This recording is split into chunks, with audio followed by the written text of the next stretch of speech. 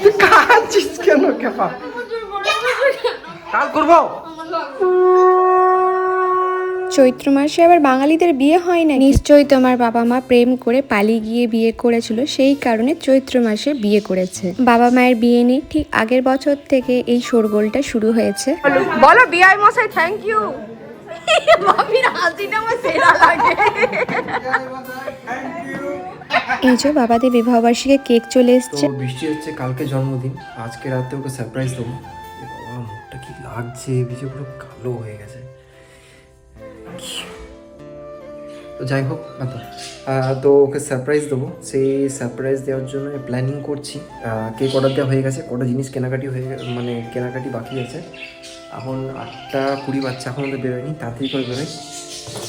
Late হচ্ছে। কেকটা নেবো, ব্যানার্স দিয়ে বাজে যাবো, বেলুন ফেলুনগুলো নেওয়া বাকি সেগুলো নেবো, দিয়ে তারপরে ডেকোরেশন করবো। এখন কিচ্ছু জানে না, ও জানে কি কিছু একটা করবো, কিন্তু কী করবো সেটা এখন ঠিক করে জানে না। আর দ্বিতীয়ত কী করবো না কোনো কিছু আইডিয়া নেই। ওকে শুধু বলেছি যে করবো না কিছু, ওর মুডটা অফ হয়ে যাবে।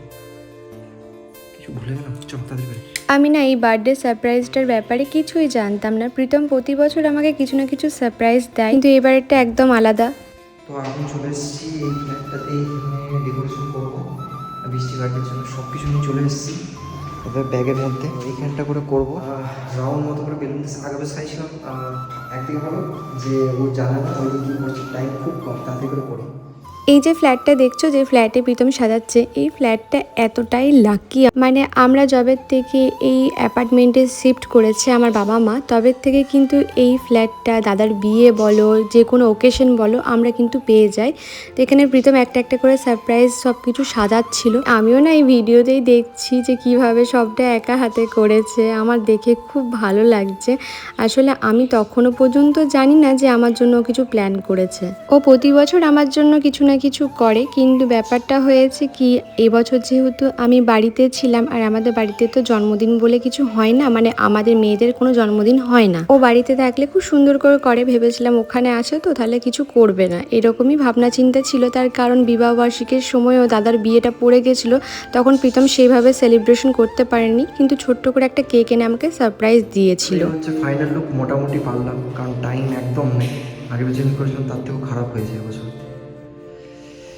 প্রীতম দুদিকেই খুব সুন্দর করে ম্যানেজ করছিল। এদিকে বাবাদের বিবাহবার্ষিকীর জন্য কিন্তু রজনীগন্ধার মালা নিয়ে এসেছিল, আর তার সাথে মাকে একটু মাথায় ফুল এঁটে দিয়েছিলাম। আগের বছর থেকেই না বাবা মায়ের বিবাহবার্ষিকীটা পালন করা হচ্ছে। আগে তো করা হতো না, বাট আগের বছর থেকে করা শুরু করেছি আমরা ছেলে মেয়েগুলো মিলে। আসলে বাবা মায়ের তো ছোট থেকে আমাদের জন্য সবকিছু করে গেল, আমরা যদি এইটুকু করে খুশি বাবা মাদেরকে দিতে না পারি, তাহলে জীবন আর কি বা করলাম। তোমরা আমার যারা ভিডিও দেখো তারা সকলেই বলো যে তোমাদের এই পরিবারটা আমাদের খুব ভালো লাগে। তোমরা আশীর্বাদ করো যাতে আমরা সারা জীবন এইভাবেই থাকতে পারি একসাথে। এবার আসি বাবা মায়ের বিয়ে নিয়ে। অনেকেই আমাকে আগের বছর থেকে কটাক্ষ করে যাচ্ছ চৈত্র মাসে কার বিয়ে হয়। আগের বারে অ্যানিভার্সারি ভিডিওটাতে আমি অনেকবার বলে দিয়েছিলাম যে বাবা মায়ের বিয়ের ডেট কিন্তু চৈত্র মাসে না, কিন্তু যেহেতু আমরা সব এক জায়গায় হয়েছিলাম তাই বাবা মায়ের সেদিনকে পালন করা হচ্ছিল। প্রথম কথা, আমার বাবা মায়ের কিন্তু অ্যারেঞ্জ ম্যারেজ করেই বিয়ে, মানে আগে যেমন দেখতে গিয়ে বিয়ে হতো সেইভাবেই বিয়ে হয়েছে, প্রেম করে কিন্তু বিয়ে না। আর চৈত্র মাসের যদি কথা বলো, না আমার বাবা মায়ের চৈত্র মাসে বিয়ে না, ফাল্গুন মাসের শেষ দিক করে বিয়েটা হয়েছিল। আর একদম যেহেতু শেষ দিক করে বিয়েটা হয়েছিল, তাই যখন বাবা মায়ের অ্যানিভার্সারিটা শুরু করলাম তখন দেখলাম ইংরেজির মাসটা সবসময় চৈত্র মাসেই পড়ে যাচ্ছে।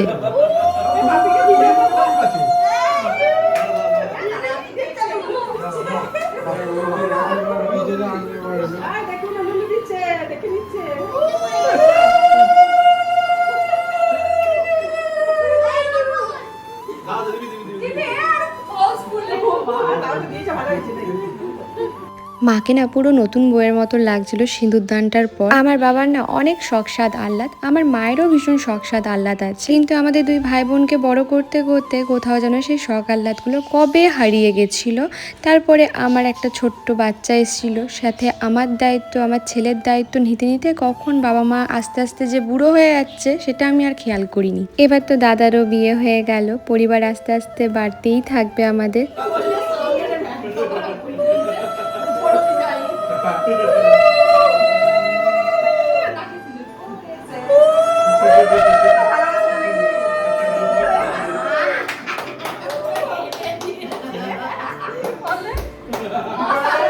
আমার মা সত্যি পৃথিবীর সব থেকে ভাগ্যবতী মহিলা। তার কারণ হচ্ছে এই যে মাকে দেখছো, আমার মায়ের না প্রচুর সমস্যা শরীরে, তারপরেও কিন্তু মা ভালো আছে।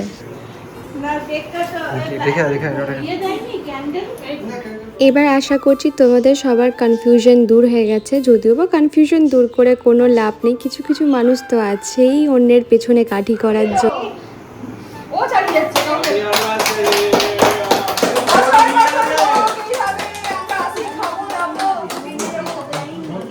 আজকে রাতে না আমাদের বাড়ি ফিরে যাওয়ার কথা ছিল, কিন্তু প্রীতমকে বৌমনি বলে যে এই দিকেই এসো, দিদি ভাইয়ের তো কালকে জন্মদিন আছে, যা করবার এখানেই করো, আর তোমাকে বাড়ি যেয়ে করতে হবে না। এবার প্রীতম না খুব একটা ওই যে সবার সামনে যে এক্সপোজ করার ব্যাপারটা, ওই জিনিসটা খুব একটা যে পছন্দ করে তা না।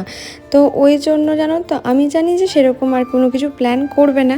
আর আমার জানো তো এই মানুষটার উপরে যত আবদার, রাগ, অভিমান সব কিছুটা নিয়ে ঘিরে আছি আমি।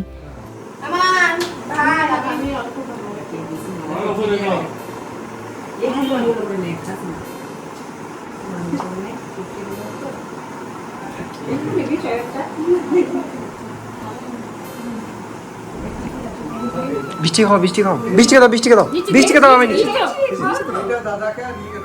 নাও নাও পুরো নাও, তোমার জন্য পুরো কেকটাই। তুই কাঁদছিস কেন? কেপা তুই কাঁদছিস কেন? আরে করবো, কাল করবো, কাল করবো। ভিডিও করা বন্ধ করো, চুপটি করে যাও, এটা আমার। আরে করে রাখি, কালকে বার্থডে যখন করবো তখন দেখাবো। ওই আমার মজা কাল করবো।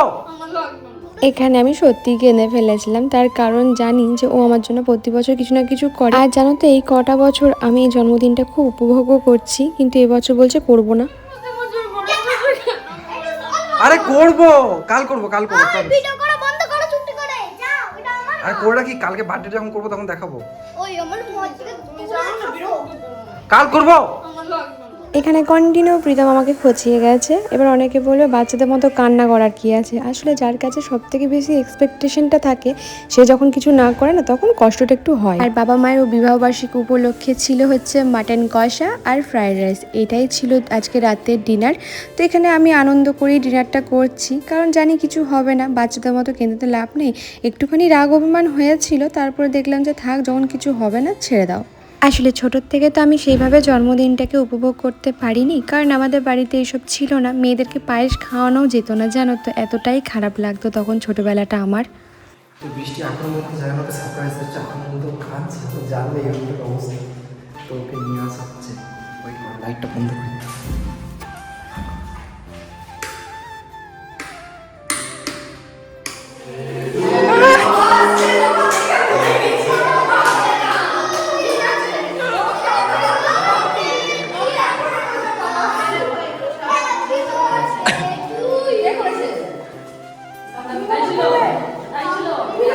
হ্যালো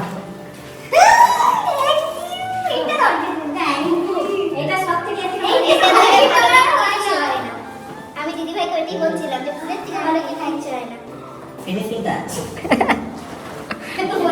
প্রীতম আমার জীবনে যবের থেকে এসে তবের থেকে জন্মদিনটা আমার বরাবরই ভীষণ স্পেশাল কাটে, বাট এবারের জন্মদিনটা একটু বেশি স্পেশাল হলো। তার কারণ হচ্ছে সবাই সাথে ছিল, সবাইকে নিয়ে জন্মদিন সেলিব্রেট করা একটা আলাদাই আনন্দ। প্রীতম তো সাজিয়েছিল, দাদা আবার কটা বেলুন দিয়ে সুন্দর করে সাজিয়ে দিল, তারপরে এখানে ক্যান্ডেলগুলো জ্বালিয়ে দিচ্ছিল। যেহেতু এটা পুরোটাই সারপ্রাইজ প্ল্যান ছিল, তাই ড্রেস চেঞ্জ করার তো কোনো কথাই নেই, যেই ড্রেস পরেছিলাম সেই ড্রেসে কেকটা কাটছি। এই কথাটা বলে দেওয়ার একটা পেছনে কারণ আছে, কারণ বৌমনিকে যখন সারপ্রাইজ দেওয়া হয়েছিল সবাই বলেছিল যে জিন্স প্যান্ট পরে কেন কাটছে তোমার বৌমনি কেক। আসলে সারপ্রাইজ তো এইভাবেই দেওয়া হয়, এইভাবে তো দেওয়া হয় না যে নতুন ড্রেস পরে নে, নতুন ড্রেস পরে নে বললেই তো মানুষ বুঝে যাবে। তো এইটুকু সাধারণ কমন সেন্স যদি না থাকে মানুষের, আর কি বলবো বলো। তো সেই দিনকে বৌমনি যে ড্রেসটা পরেছিল সেই ড্রেসটা পরেই কেকটা কেটেছিল। সবাই বলেছিল শাড়ি কেন পরেনি, আসলে সব ঘরের বউদেরকে যে শাড়ি পরতে হবে এমন তো কোনো কথা নেই। তোমাদের শ্বশুরবাড়িতে তোমাদেরকে শাড়ি পরতে বলে, তোমরা শাড়ি পরো, ঠিক আছে। আমাদের ঘরে এরকম কোনো নিয়ম নেই যে মেয়ে বউদেরকে শ্বশুরবাড়ি মানেই শাড়ি পরতে হবে। চুড়িদার পরুক, জিন্স পরুক, যেটাতে ওর পছন্দ সেটা পরুক।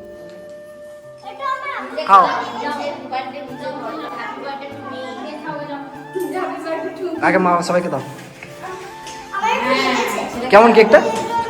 প্রীতম একটু অন্য জায়গা থেকে কেক নিয়ে ট্রাই করতে চেয়েছিল, কিন্তু এত টাকা দিয়ে এত বাজে বানিয়েছিল কেকটা, কিছু বলার নেই। প্রথম কথা, এইরকম ক্রিমের তো এখন কেক পাওয়াই যায় না। আর এই কেকটার দাম নাকি 500 টাকা না 400 টাকা সামথিং নিয়েছিল। তো আমার শুনেই তো মাথাটা ঘুরে গেছে। আর যারা জিজ্ঞেস করছো তোমার বৌমনি তোমার বয়সে কি, তোমরা কি সমবয়সী? হিসাব করে আমরা যেভাবে মেশামেশি করে তাতে আমাদেরকে সমবয়সীই লাগে, বাট না, ও আমার থেকে ছোট হয়। বাট সম্পর্কে তো ও আমার বৌদিই হয়, ও তো আমার বড় হয়। তো সেই সম্মানটা তো আমাকে দিতেই হবে ওকে, সেই কারণেই আমি ওকে বৌমনি বলি। ভালো লাগে না কেকে ক্রিম মাখতে। এটা ভালো। ও ভালো ফেসিয়াল।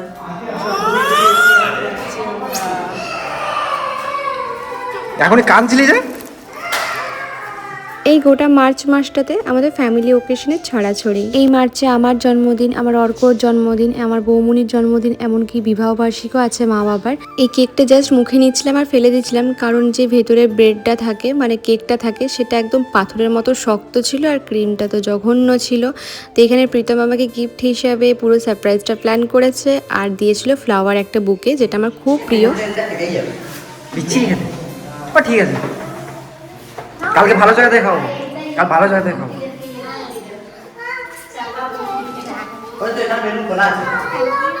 আর অর্ক কিন্তু আমাকে একটা কার্ড বানিয়ে দিয়েছে, একটা টেডি বিয়ার গিফট করেছে। ও কিন্তু সকাল থেকে স্পেশাল ফিল করাচ্ছিল আমাকে।